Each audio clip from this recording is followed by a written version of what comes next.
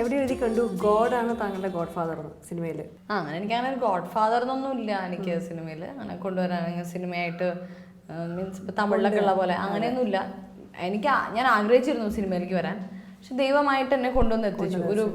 ഒരു എന്താ പറയുക, അത് നടക്കണം എന്നുള്ള രീതിയിൽ ബൈ ആക്സിഡന്റ് ഒരു പെട്ടെന്ന് നടന്നു. അത് ഒരു ഓവർ നൈറ്റിൽ എൻ്റെ ലൈഫ് അങ്ങ് മൊത്തം മാറി. അപ്പം അതങ്ങ് സംഭവിച്ചാണ്. അപ്പം അങ്ങനെ പ്രത്യേകിച്ച് പറയാൻ അങ്ങനെ ഒരു ഗോഡ് ഫാദർ ഒന്നും ഇല്ല. മറ്റുള്ള ഒരു ഹോബീസ് ഒക്കെ അങ്ങനെയൊക്കെ ഉണ്ടോ? എനിക്ക് അങ്ങനെ ഭയങ്കര ക്രേസ് ഒന്നുമില്ല.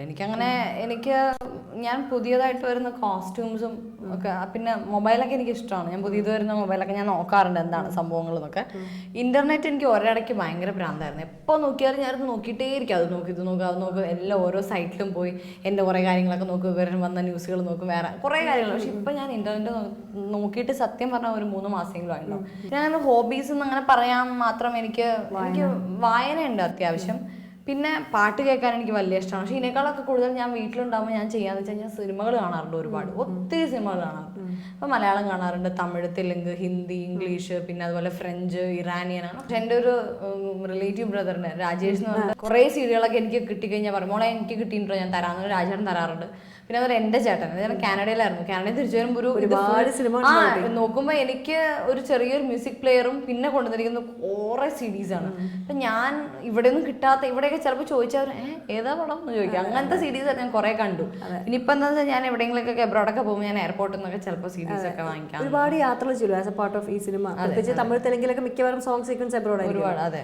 അപ്പോൾ അവിടെ ഓരോ യാത്രകളിൽ പോയി തിരിച്ചു വരുമ്പോൾ ഒരു ലേണിംഗ് ഉണ്ടോ? ഇല്ല, നമ്മൾ ഓരോ സ്ഥലത്തും പോകുമ്പോൾ അവരുടെ ഓരോ കസ്റ്റംസും അവരുടെ കുറേ പെരുമാറ്റ രീതികളൊക്കെ. ഇപ്പം ഞങ്ങൾ ഉസ്ബെക്കിസ്ഥാൻ പോയി, സെയ്ഷൽസ് പോയി, നിയർ സൗത്ത് ആഫ്രിക്ക. അപ്പോൾ അവിടുത്തെ ആൾക്കാരും അവിടുത്തെ കൾച്ചറും ഒക്കെ ഇട്ടല്ലേ ഡിഫറെൻ്റ് ആണ്, ഓരോന്നും ഓരോന്ന്. അപ്പോൾ ശരിയാണ്, നമുക്ക് എത്രയോ രാജ്യങ്ങൾ അല്ല ഓരോരോ ഭാഷകൾ, ഭയങ്കര രസമാണ്, ആരും അറിയില്ല. അതെ, ഭയങ്കര സുഖമായിട്ട് നടക്കാൻ നമുക്ക്. അപ്പോൾ നമ്മൾ ഇവിടെ ഒരാൾ നമ്മളെ നോക്കുന്നത് ഭാവന ആക്ട്രസ് എന്നുള്ള രീതിയിൽ നോക്കുന്നത്, അവിടെ പോകുമ്പോൾ വെറുതെ ഒരാൾ അത് ഞാൻ എൻജോയ് ചെയ്യുന്നു. ഓക്കെ പറഞ്ഞിട്ട് അത്. അപ്പോൾ അങ്ങനത്തെ സ്ഥലത്ത് പോയി കഴിഞ്ഞാൽ എനിക്ക് ഭയങ്കര ഇഷ്ടമാണ് ഇങ്ങനെ ചെത്തി നടക്കാം. ഞാൻ ഇവിടെ സെയ്ഷൽസിൽ സൗത്ത് ആഫ്രിക്കയിൽ പോയപ്പോൾ ഒരു ആൾ വന്നിട്ട്, അവിടുത്തെ ഒരു ആഫ്രിക്കൻ ഗൈ വന്നിട്ട് എന്നെ പ്രപ്പോസ് ചെയ്തു, എന്നെ കല്യാണം ആലോചിച്ചു. അയാൾ വന്നിട്ട് ചോദിച്ചു, ഞാൻ അവിടെ സോങ് അഭിനയിച്ചുകൊണ്ടിരിക്കുമ്പോൾ ഞങ്ങളുടെ അവിടെ ഒരു ലോക്കൽ മാനേജർ ഉണ്ട്. എൻ്റെ ഫസ്റ്റ് തെലുങ്ക് മൂവി ഒണ്ടറി എന്ന് പറഞ്ഞിട്ട് ലോക്കൽ മാനേജർ ചോദിച്ചു, who is that girl, what's her name എന്നൊക്കെ ചോദിച്ചു. അപ്പോൾ ഇയാൾ പറഞ്ഞു ലോക്കൽ മാനേജർ, ഇനിയിപ്പോൾ എന്തെങ്കിലും പ്രശ്നമാവോ അയാൾ പേടിച്ചിട്ട് ആൾ പറഞ്ഞു, ഷീ ഈസ് മാരീഡ്, കുട്ടിയുടെ പേര് ആ കുട്ടി മാരീഡാണ്, ഹീറോനെ കാണിച്ചിട്ട് പറഞ്ഞു അയാളാണ് ഹസ്ബൻഡ് എന്നൊക്കെ പറഞ്ഞു. അപ്പോൾ ഷീസ് മാരീഡ് എന്നൊക്കെ പറഞ്ഞ ആളെങ്ങനെ ഇരുന്നു. പക്ഷേ ഞാനിതൊന്നും അറിയാതെ ഞാൻ ചാടിത്തുള്ളി വരുന്നുണ്ട്. ഞാൻ അയാളുടെ അടുത്ത കറക്റ്റായി പോയിരുന്നത്. അപ്പോൾ അയാൾ എൻ്റെ അടുത്ത് ഹായ് എന്ന് പറഞ്ഞു. ഞാൻ ഹായ് എന്ന് പറഞ്ഞു. അപ്പോൾ അയാൾ എൻ്റെ അടുത്ത് കല്യാണം കഴിഞ്ഞാണല്ലേ? ഞാൻ പറഞ്ഞു കല്യാണം കഴിച്ചിട്ടൊന്നുമില്ല. ഞാനങ്ങനെ ഫുൾ കുറെ വിപ്ലവങ്ങൾ നടത്താൻ തുടങ്ങി. അപ്പോൾ അടുത്ത് ലോക്കൽ മാനേജർ അവിടെ നിന്നിട്ട് ഇങ്ങനെ എനിക്കറിയില്ലല്ലോ. അപ്പോൾ എൻ്റെ അടുത്ത് ഒരാൾ പറഞ്ഞു, നിങ്ങളുടെ ക്രൂവിലുള്ള ഒരാൾ പറഞ്ഞു കുട്ടി കല്യാണം കഴിഞ്ഞാൽ അയാളാണ് ഹസ്ബൻഡ് എന്ന് പറഞ്ഞു. അപ്പോൾ ഹീറോ, അപ്പോൾ ഇവനെന്തിന് ഞാനും അവർ ഒരേ സമയത്ത് അയ്യേ ഇവരൊന്നല്ല എൻ്റെ ഹീറോ എന്ന് പറഞ്ഞിട്ട് ഭയങ്കര ഇവരൊന്നല്ല ഹസ്ബൻഡ് എന്ന് പറഞ്ഞിട്ട് അതിന് കുറേ പ്രശ്നങ്ങളാണ്. അപ്പോൾ അയാൾ ഓ അത് ശരി. എന്നിട്ട് എൻ്റെ അടുത്ത് ടക്കുന്നിട്ടാ next question, will you marry me? ഞാൻ വാട്ട്? അയാൾ എൻ്റെ അടുത്ത് പക്ഷെ എനിക്ക് അയാളുടെ പ്രൊപ്പോസ് ചെയ്ത വിധം എനിക്ക് ഭയങ്കര ഇഷ്ടപ്പെട്ടു. വേറെ ടക്കുന്ന് വിൽ യു മാരി മീ? പിന്നെ വാട്ട് എന്ന് പറഞ്ഞു. അപ്പോൾ പറയുന്നു എന്താ അപ്പം ഞാൻ എല്ലാവരെയും നോക്കി. അപ്പോൾ ലോക്കൽ മാനേജറൊക്കെ ഇങ്ങനെ കാണിച്ചു, അതെ. അപ്പം ഞാനൊരു ഇന്ത്യനെ കല്യാണം കഴിക്കുന്നത് ഞാനൊക്കെ ഉരുളാൻ തുടങ്ങി. എന്നിട്ട് അതെന്താ അങ്ങനെ നമുക്കൊരു ഡിഫറെൻറ്റ് അതെ എന്താ കുഴപ്പമെന്നൊക്കെ പറഞ്ഞിട്ട് അതേപോലെ തന്നെ അവിടെ പോയപ്പോൾ തന്നെ സേഷ്യൽസ്. എന്നിട്ട് എൻ്റെ അടുത്ത് അങ്ങനെ ഇന്ത്യൻ ഗേൾസ് അങ്ങനെയാണ് ഇന്ത്യൻ എന്നൊക്കെ പറഞ്ഞിട്ട് ഇന്ത്യനെ പറ്റി കുറേ കാര്യങ്ങൾ അയാൾ എന്നിട്ട് അയാൾ ഞാൻ പിന്നെ ഞാനാണെങ്കിൽ അബദ്ധത്തിൽ പിന്നെ ഇടയ്ക്കിടയ്ക്ക് അയാളെ നോക്കുകയും ചെയ്യും. അപ്പോൾ അയാൾ എൻ്റെ അടുത്ത് ഇങ്ങനെയൊക്കെ കാണിക്കും. അപ്പോൾ ഹീറോ ഒക്കെ പറഞ്ഞു ഇവളുടെ അടുത്ത് കളിക്കരുത്, ഇവൾക്ക് സീഷെൽസിൽ ഒരു ബോയ് ഫ്രണ്ട് ഉണ്ടാണ്, ഇവളുടെ അടുത്ത് കളിക്കരുതെന്ന് പറയും. അങ്ങനെ ഭയങ്കര ഒരു രസമായിരുന്നു. അതുപോലെ ചേട്ടൻ വന്നിട്ടുണ്ടായിരുന്നു എൻ്റെ കൂടെ. അപ്പോൾ ചേട്ടൻ സ്റ്റിൽസ് നടക്കും. അപ്പോൾ വേറെ ഒരുത്തിന് മനസ്സിലായി ചേട്ടൻ്റെ അനീതിയാണ്, അതായത് ഇങ്ങനെ അനീതിയാണെന്ന് മനസ്സിലായി. അപ്പോൾ ഇയാളൊന്ന് പരിചയപ്പെട്ടു, സംസാരിച്ചിട്ട് അപ്പോൾ ചോദിച്ചു സിസ്റ്റർ ആണല്ലേ? അപ്പോൾ അതെ, യങ്ങ സിസ്റ്റർ ആണോ? ഓക്കെ. ഇവൻ പറയുന്നു എവിടെ നിങ്ങൾ സ്റ്റേ ചെയ്യണേ? അപ്പോൾ അവിടെയാന്ന് പറഞ്ഞു. ഈവനിങ് ഞാൻ വരട്ടെ, നല്ലൊരു ഈവനിങ് നമുക്ക് എല്ലാവർക്കും ഒരുമിച്ച് ഡിന്നറൊക്കെ കഴിക്കാം, ചുമ്മാ കുറച്ച് നേരം നമുക്ക് സ്പെൻഡ് ചെയ്യാം, ഞാൻ എൻ്റെ അനിയത്തിനെയും കൊണ്ടുവന്നോളാം, നിങ്ങളും ഫൺ ഞാനും നിങ്ങളുടെ ഇതോടെ ഫൺ ചെയ്യാം. ചേട്ടൻ പറയണേ. അപ്പം ചേട്ടൻ്റെ അടുത്ത് പറഞ്ഞു, പറയാം അവനെ കണ്ടപ്പോൾ എനിക്ക് തോന്നി അവൻ ഇങ്ങനെയാണെങ്കിൽ അവൻ്റെ അനിയത്തി അങ്ങനെ ഇരിക്കുന്നത്. ചേട്ടൻ പറഞ്ഞു ഞാൻ ഈ ഓഫർ നിരസിക്കുന്നു എന്ന് പറഞ്ഞത്ര. അങ്ങനെയൊക്കെ ഭയങ്കര കോമഡി ഉണ്ടാവാറുണ്ട് ഓരോ സ്ഥലത്ത് പോകുമ്പോഴും.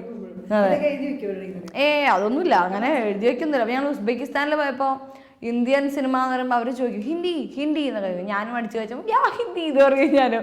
അപ്പോൾ ഇവർക്ക് അങ്ങനെ ആൾക്കാരെയൊന്നും അറിയില്ല. അപ്പോൾ ഇവർ എൻ്റെ അടുത്ത് ഒരാൾ വന്ന് പറയുന്നു ഷാറുഖ് ഖാൻ അപ്പോൾ ഞങ്ങൾക്ക് കുശുമ്പളായി ഷാറുഖ് ഖാനൊക്കെ ഉണ്ടെന്ന് അറിയാം. ഞാൻ it's not Shahrukh Khan it's Shahrukh Khan എന്നൊക്കെ ഞാൻ പറഞ്ഞു തുടങ്ങി. അപ്പോൾ ഇയാൾ ഓ യാ എന്നൊക്കെ പറഞ്ഞാൽ അയാൾ വന്നിട്ടുണ്ടോ എന്നൊക്കെ ചോദിക്കുന്നു. ഞാൻ പറഞ്ഞു അയാൾ വന്നിട്ടില്ല, അയാൾ അത്യാവശ്യം ബിസിയിലാണെന്നൊക്കെ പറഞ്ഞ് ഞാൻ എന്തൊക്കെയൊക്കെയോ പറഞ്ഞു.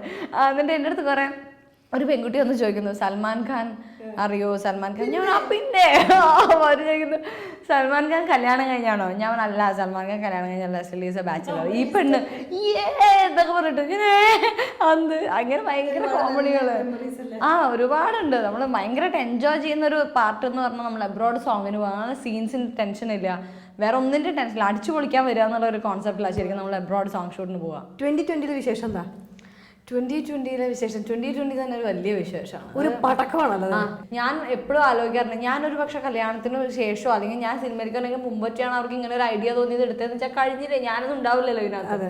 അപ്പം ഞാനൊക്കെ ഉള്ള സമയത്ത് തന്നെ ഇങ്ങനത്തെ ഒരു ഇനി എത്ര കാലം കഴിഞ്ഞാലും മലയാള സിനിമയുടെ ഒരു ഹിസ്റ്ററിയിൽ ഈ ഒരു പടത്തിന് എന്തായാലും ഒരു സ്ഥാനം ഉണ്ടാവും. അപ്പം അതിലൊരു നല്ല ക്യാരക്ടർ ചെയ്യാൻ പറ്റാതെ എൻ്റെ ഒരു വലിയൊരു ലക്കായിട്ട് കരുതുന്നു. Very good. ഈ ഇവിടുന്ന് പോയിട്ട് തിരിച്ചു വരുമ്പോഴേക്കും ഭാവന കുറേ ഗ്ലാമറസ് ആയിട്ടില്ലേ? എനിക്കിപ്പോ ഒരു personal makeup man, personal hair dresser അങ്ങനെയൊക്കെ ഉണ്ട്. അങ്ങനെ രണ്ടുപേരും കൂടെ ഉണ്ടാകുമ്പോൾ അവർ നമ്മളെ ഭയങ്കരമായിട്ട് കെയർ ചെയ്തുകൊണ്ടിരിക്കും. അപ്പം മലയാളത്തിൽ ചെയ്യുമ്പോൾ വെച്ചാൽ ഒരു ബോധോടായിരുന്നില്ല ഞാൻ അതിനെ പറ്റിയിട്ടൊന്നും. രാവിലെ വരുന്നു ഞാൻ കളിക്കാൻ വരുന്നു എന്നുള്ളൊരു ഇതിലാണ്. എനിക്കൊരു ഷോട്ടിന് വിളിക്കുമ്പോൾ എനിക്ക് ദേഷ്യന്മാർക്ക് പണിയൊന്നുമില്ല അങ്ങനെ തോന്നുന്നു എനിക്ക്, കാരണം കളിക്കാനുള്ളൊരു ഇൻട്രസ്റ്റിലാണ്. അപ്പം ഇപ്പോൾ എന്ന് വെച്ചിട്ടുണ്ടെങ്കിൽ കുറച്ചും കൂടി പ്രൊഫഷണലായി. അപ്പം നമുക്കറിയാം നമ്മൾ മേക്കപ്പ് ശ്രദ്ധിക്കണം, കോസ്റ്റ്യൂം ശ്രദ്ധിക്കണം, ഹെയർ ഡ്രസ്സിങ് ശ്രദ്ധിക്കണം, അങ്ങനത്തെ സാധനങ്ങൾ നമ്മൾ കൂടുതൽ കോൺഫിഡൻസ് കൂട്ടും ചെയ്യല്ലേ. പിന്നെ തീർച്ചയായിട്ടും ഒരു നല്ല ഒരു കോസ്റ്റ്യൂം ഇട്ട് കഴിഞ്ഞാൽ തന്നെ നമ്മുടെ കോൺഫിഡൻസ് ലെവൽ ഇങ്ങനെ ഹൈ ആവും ഭയങ്കരമായിട്ട്.